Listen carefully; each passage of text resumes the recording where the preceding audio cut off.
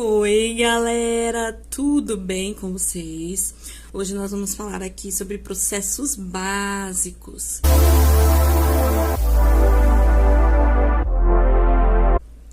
Galera, eu quero ressaltar aqui a importância dos processos básicos. Assim como uma escada, que pra gente subir a escada, pra gente chegar no topo da escada, nós precisamos subir de degrau em degrau. E não é diferente por aqui. Pra gente chegar no topo da escada, nós precisamos subir de degrau em degrau. E não é diferente por aqui. Então, há uma série de processos básicos, de comportamentos básicos, até chegar nos mais complexos. Tá? Os comportamentos básicos são como uma base, são como uma raiz para que haja um desenvolvimento, para que a árvore cresça, para que a gente chegue no topo da escada. Vamos lá, gente. Quando nós falamos da terapia ABA, principalmente com relação ao espectro autista, é muito importante a gente incluir esse treino do sentar. Por quê? Ele é fundamental para que a criança consiga ter comportamentos mais complexos, como se sentar por mais tempo, para comer, por exemplo, para ir ao cinema, para passear de carro e assim por diante, tá? Então, uma série de comportamentos na rotina nossa que a gente não percebe, mas é muito importante esse aspecto do sentar, tá? Então, a gente começa desde o sentar, muitas vezes, quando a trabalhar esse comportamento, principalmente quando a gente percebe que a criança ela é um pouco mais agitada, certo? A gente vai treinando aos poucos, né? Começa de segundos, minutos e vai avançando, tá? É muito importante, então, a gente desenvolver esse sentar. A espera também está inclusa, porque ela é muito importante para várias coisas, certo? Se a gente está no banco, a gente tem que esperar chegar a nossa vez na fila, esperar a comida ficar pronta e assim por diante, tá? Então, é muito importante que a gente treine essa espera, tá? De segundos e vai aumentando gradativamente esse tempo. Contato visual, galera. É muito, extremamente importante. A gente se comunica, na maioria das vezes, com o olhar, certo? E é ele que nos permite a ter uma vasta experiência de vida, uma vasta aprendizagem, certo? É a partir do olhar que a gente demonstra muitas vezes como a gente está. É a partir do olhar que a gente desenvolve a habilidade da observação. Observar é fundamental para compreender o que está acontecendo muitas vezes, tá? Ou até mesmo para aprender determinada coisa, enfim, né? Determinada função. A imitação, ela potencializa a aprendizagem e auxilia a sair do hiperfoco, tá? E assim, galera, muitas coisas a gente aprende imitando, né? Desde a nossa fala até comportamentos mais complexos, certo? Então, por exemplo, não é tudo o que as pessoas falam como fazer o tempo todo. Vou dar um exemplo aqui, desde pegar uma colher para comer, para levar até a boca. Isso um bebê geralmente aprende imitando esse tipo de comportamento, o que possibilita ele começar a comer sozinho. Na fala, né? De tanta mamãe falar mamã, mamã, mamã, fala mamã, mamã, mamã. Chega uma hora que a criança imita essa verbalização, esse movimento com a boca, mamã, né? E aí sai, né? A tão sonhada primeira palavra. Eu dei um exemplo aqui, mamãe, né? Mas não é só... Geralmente, não é só mamãe que é a primeira palavra das crianças, né? Tem muitas outras aí. Depende do que a criança é mais estimulado, que a criança mais ouve, e assim por diante, tá? Então, treinar essa habilidade da imitação, ela é muito importante. Falando de uma forma mais técnica, tá, galera?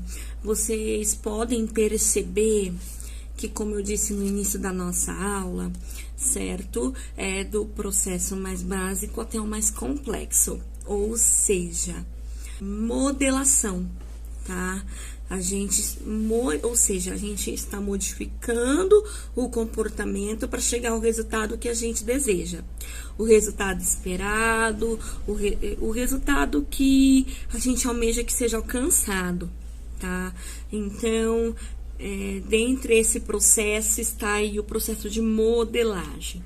Vocês podem perceber aí também um grande auxílio do reforço positivo, certo? Então, a gente usa muito o reforço positivo. E, por exemplo, o simples ato de dar tchau, né? A criança começa a associar o tchau como fim da terapia e depois ela generaliza em outros contextos. Quando ela começa a dar tchau, ela cria significado para o tchau, ela cria significado para esse momento, para esse gesto, para esse comportamento, tá?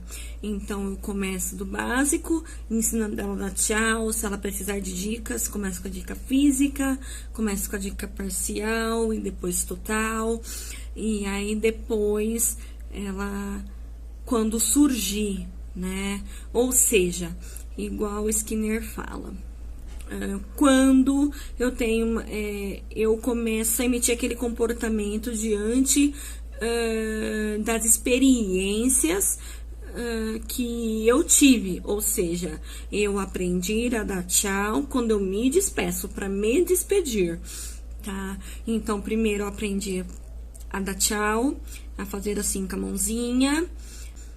Isso é o estímulo antecedente, ou seja, que antecede, né? Como resposta eu dou tchau e o comportamento ir embora, ou seja, eu ou a outra pessoa, certo?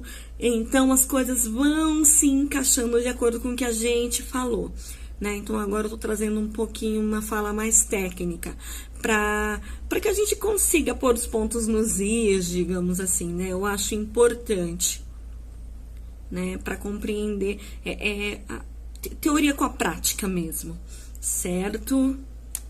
E a linguagem receptiva, ou seja, um dos itens são pré-requisitos para fala, são os comandos, ou seja, os mandos, certo? Porque é muito importante para aprender o significado das coisas, para aprender o significado dos objetos. Para que a pessoa fale com função, é muito importante que ela ouça com função, ou seja, compreenda a funcionalidade dessa comunicação.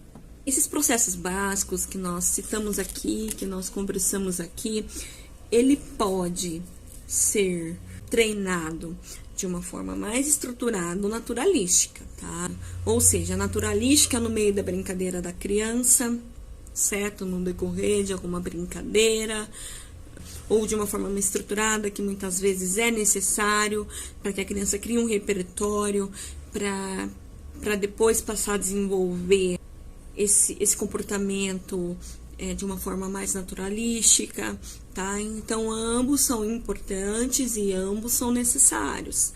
Por exemplo, eu estou lá brincando com a criança quero que ela cante parabéns. A gente vai começar a treinar as palmas. Então, o comando, por exemplo, é a gente falar, bata palmas, tá? Exemplo de comando. O importante é falar pouco, com poucas palavras, para que a criança associe, bata palmas com esse comportamento de realmente bater a palma. No máximo, galera, falar 3 vezes, tá? Muitas vezes é comum que a criança não compreenda de primeiro o que deve ser feito, tá? E por isso existem as dicas, tá? Existem dicas físicas total e parcial. A dica física total, você falou 3 vezes, a criança não compreendeu o que você está dizendo, você pega a mãozinha dela e bate a palminha dela. Aí na segunda você toca na mãozinha e a próxima vez que você falar, ela vai compreender que é para ela bater a palma, até que ela consiga executar esse comportamento sem dicas, tá? É um dos exemplos, ok? Também a mesma coisa da dica verbal, total, parcial e sem dicas. Eu quero que a criança fale uma palavra, por exemplo, casa. Aí eu falo para a criança, fale casa. E a criança não compreende. Aí depois, por exemplo, fale cá. E aí eu espero que a criança, ela complete casa. E assim por diante, até que ela consiga falar a palavra por inteiro. Tá bom? Nós vamos ter uma outra aula mais prática. Vocês vão conseguir compreender melhor, tá? Então, até a próxima aula. Beijinhos! Tchau, tchau, galera!